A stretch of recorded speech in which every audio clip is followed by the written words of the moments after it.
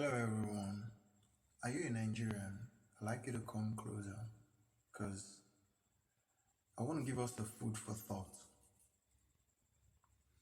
Now, this food for thought becomes very important, especially at this time when we need great leadership to pilot us to a better ground. Now, the reason I'm telling this story is that you can be that great leader. You can go a long way in planting the seed or farming or tilling the soil or putting the work that will make Nigeria a better place. I want us to believe in Nigeria. Now, the story goes like this. Or before I get into the story, I think I read this story, I've come across this story in 2 or 3 books. And they all claim not to know the origin of the story. Maybe it's a proverbial story.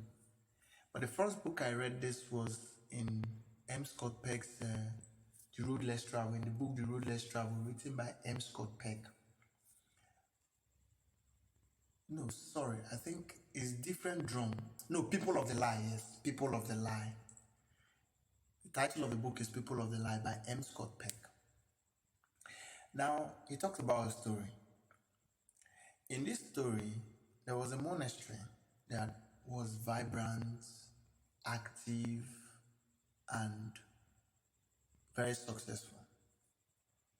So people were coming to the monastery as tourists, as visitors who want to come and have a quiet time in a secluded environment. The monastery was bustling or bubbling with activities. Then, somehow, everything in the monastery started dying. People stopped coming. People's morals dropped. That's the residents of the monastery, those who are the monks in the monastery. Their morals dropped. Even the flowers, the gardens in the monastery could not be taken care of again. The gardens turned into bushes.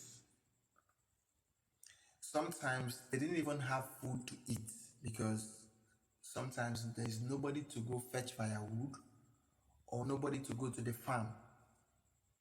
Their number had dwindled from over 300 and something to less than 50. So, on several occasions, they had come together to try to reason, to contemplate, and find out why they are facing this calamity, why they have the problem. But they didn't come up with any answer. Nobody could identify where the problem was coming from. Some suggested evil forces were against them, a lot of suggestions. Some said they needed to pray more. But in all, they didn't really arrive at, let us do XYZ. So, after a while, the abbot, that's the chief monk in the monastery, he now heard of a great monk who was coming to a nearby monastery. So, he wanted to go talk to this monk and share his problem with him and see if the guy has an answer for him. So he went there. When the monk came, he did his activity for the day. Then later in the evening, he went to the monk privately and told him everything they were passing through. The monk looked at him and started crying. That's the monk he was telling the problem. That one started crying. He cried. Then he that was telling the problem started crying as well. They cried and cried and cried and cried. Cried for long, for over 1 hour. Then, after crying for long, he saw that there was no answer coming from this monk. Rather, he was crying for him. So he stood up and told him that he's going to take his leave. The monk said, okay. but he just has one thing to tell him, that the savior of the monastery could be one of them. Now, this was very cryptic. This was not the kind of answer the monk needed from the person he came to tell his problem. He didn't even understand what the monk meant. But he accepted and went back to his monastery.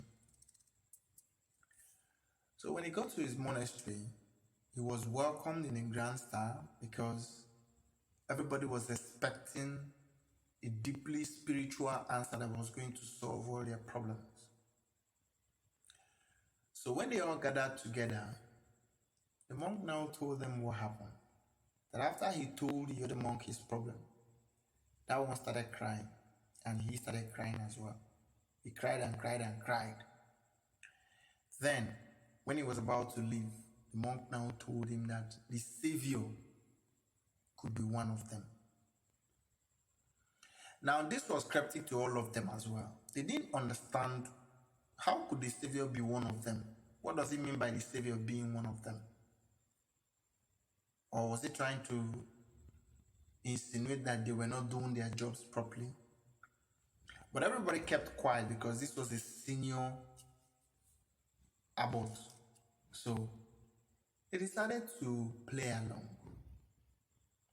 Now, the key they got there was the savior could be one of them. So all of them now changed their attitude towards each other. They started respecting each other. They started caring for each other. They started doing what they were supposed to do. They started making sure the responsibilities were being fulfilled. They started taking care of the monastery. Now, some people came out and they cut the flowers, beautified the environment again. Now, one of the days they were doing a general cleanup and beautification of the garden. Someone was passing, a trader was passing by. So he saw them and he was like, wow, these guys are cleaning this place. So on his way back from the market, he put his load on another wagon and sent it ahead of him. Then he came back and relaxed in the monastery. Till the next day he left back to town where he came from. So when he got to town, he spread the news all over town that that monastery is now clean. In less than 1 week, they had over 100 visitors coming to have their quiet time. And gradually, in a couple of months, the monastery was back on its feet. Now, I want us to look at the importance of this story. Respect, care, understanding, wisdom, effort. These were the key leadership principles that they put in place to rebuild their monastery. Now, this is a great food for thought for us as Nigerians. I need us to sit back and think, just like the monastery, what do we need to do to make Nigeria a better place? Because the humble truth is that God will not come down from heaven to build Nigeria for us. Africans will not come to Nigeria to build it for us. Europeans, Americans, or Asians will not come to build Nigeria for us. Some of us may say, yes, I can japa to somewhere. Yeah, you can japa. That's a good idea. But what makes you think that the place you are japaring to will never respect you? They will never. Because as far as they are concerned, you're a refugee who has run away from his responsibility.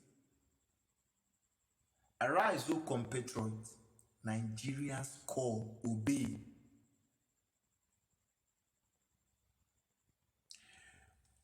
We own a sacred responsibility to Nigeria to build it. Some of us may say, nothing good will come out of Nigeria. We're not going anywhere. Now, but for those of you, if you have this perspective, there's no problem about that because it's a confession of faith. For me, I see it like it's a confession of your own destiny, your own greatness, your own future. But for those of us who believe that we can create impact, for those of us that may have been good people but have buried our head in the sand of time, hoping that the problem will fix itself, now is the time for us to come out of our shell. Now is the time for us to arise out of our slumber. Now is the time for us to reproduce our goodness, who we are, our discipline and our virtue, our moral values. Now is the time to reproduce it in our society.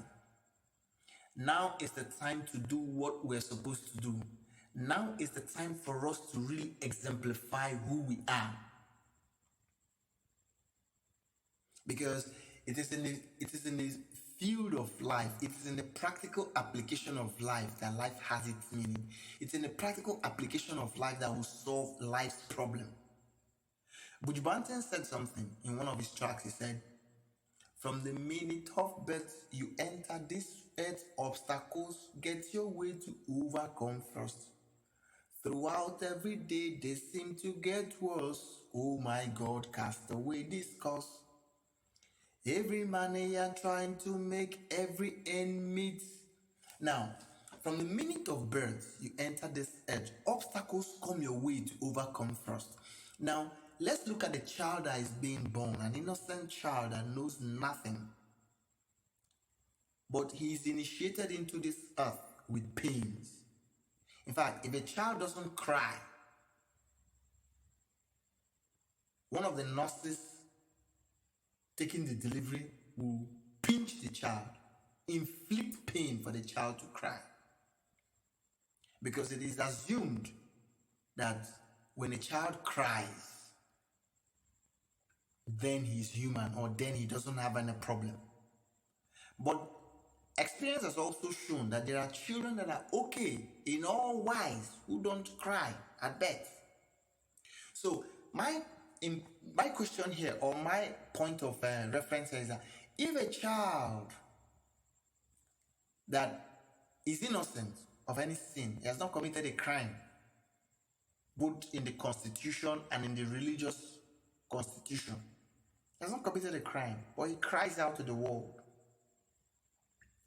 then what makes us think that life is supposed to just be without some appreciable level of stress?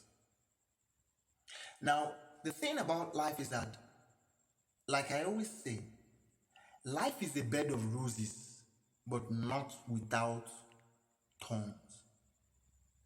This means that there are thorns in the rose of life. Life is a bed of roses, but we don't look to the thorns of the rose, we look to the rose. Let us look to the rose of our aspiration as a nation.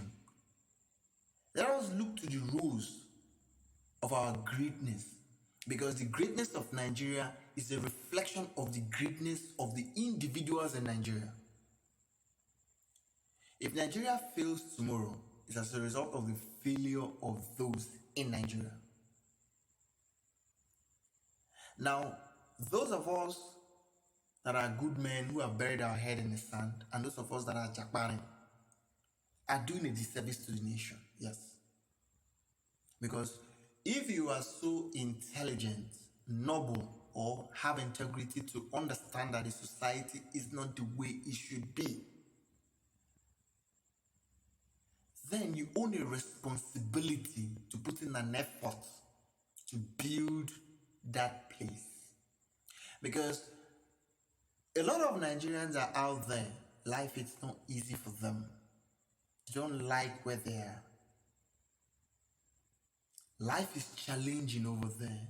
We're not talking about the emotional and psychological pain of being treated like a piece of rag. We're talking about the difficulty of paying bills. But they can't come back. They want to come back, but they can't. Why? Because the place is in a mess. And their level of responsibility hasn't got to that point where they feel that they own a share in repairing the nation. So they prefer to stay there and suffer whatever comes their way. You go to certain nations, police will stop you before you even bring, he asked you to bring your license. Before you even open the pigeonhole, he has shot you. But here we were complaining stars, NSAS and no NSAS. So life there is not easy. We have a responsibility. Arise, O compatriots. Nigeria's call be. The greatest of Nigeria is in your hand. Yes, it is in your hand if you're matured enough to pick up the responsibility of leadership, to own your responsibility as a human being, as a sacred calling. Because I remember we sang in the verse 2, I think verse 2 is the standard toward the pledge. O God of creation, direct our noble cause. Now that's a prayer. In fact, as a Catholic, that's an invocation, not a prayer. It's an advanced prayer. O God of creation, direct our noble cause. When you invite God into your activity, it no longer becomes a child's play. It becomes a serious business. Now, let me give us a picture of what it means. For some of us that you have juju deities around your place, in your village, or where you are living, can you go to that deity and tell him to come to your house and come and assist you, maybe go and kill the person that stole your car or your item or your phone? Then after you call this deity, say, come to my house or go and catch this person that stole this my thing. You go back, you relax, you forget about it, and you ignore it.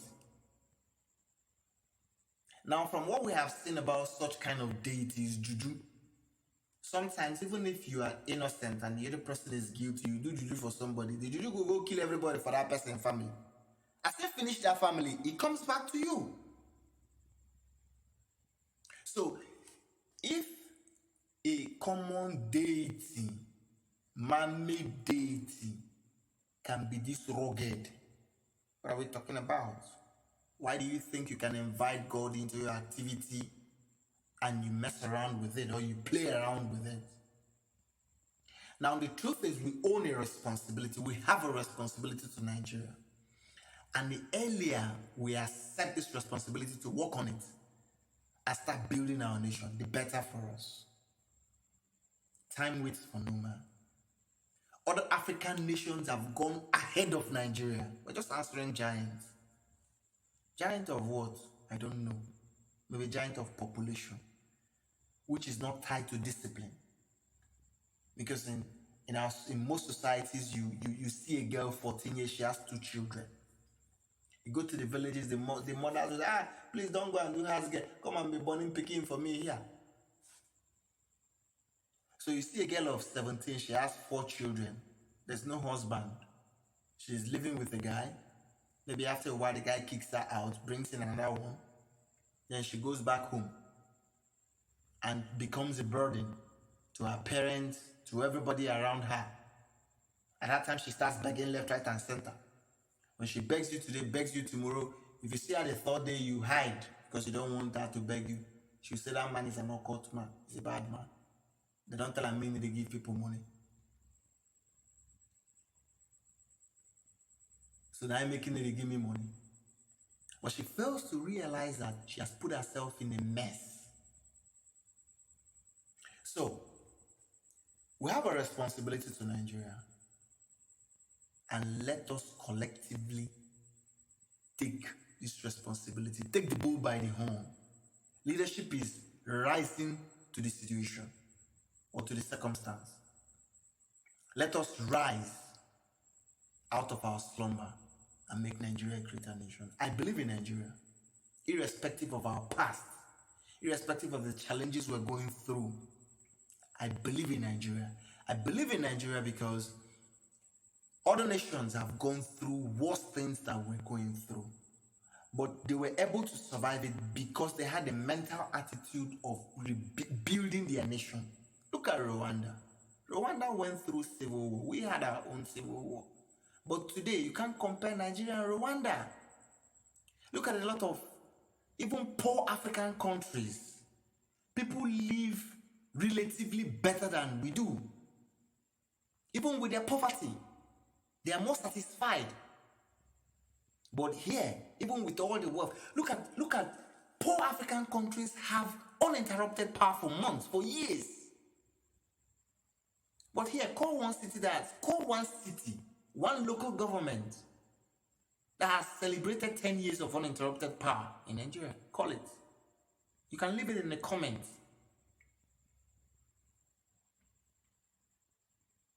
Nothing is the way it should be. Look at Africa. Even in Africa, let's leave the white man alone. In Africa, Nigerians are treated like piece of rag. The other time is xenophobia or whatever in South Africa.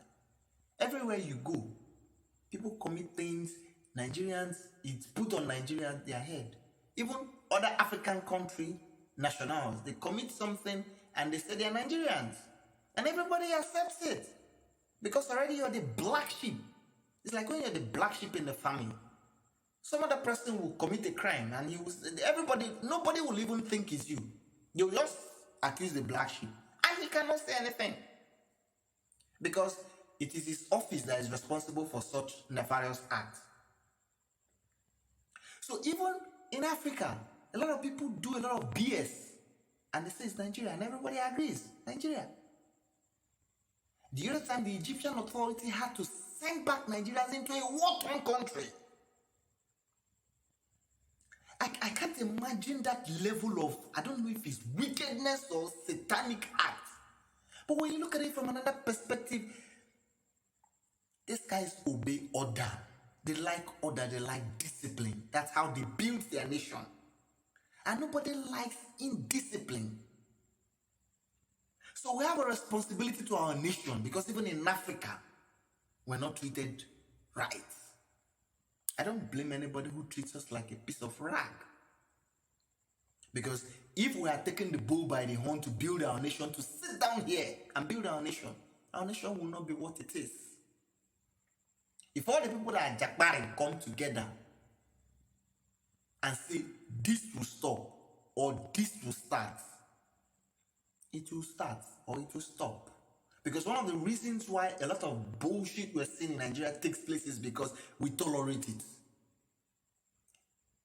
The day we realize ourselves and say this has to stop or this has to start, it will stop and it will start. Any day we say we have to build, we will build our moral values, we will build it. So, I want you to take home something like the monastery. Think about the story of the monastery. Think about you. Think about Nigeria. Think about you like a block in the building called Nigeria. A block on its own seems insignificant, but if you remove it from some part of the building, that building can collapse. You are in Nigeria. You have a responsibility. Let us collectively build Nigeria.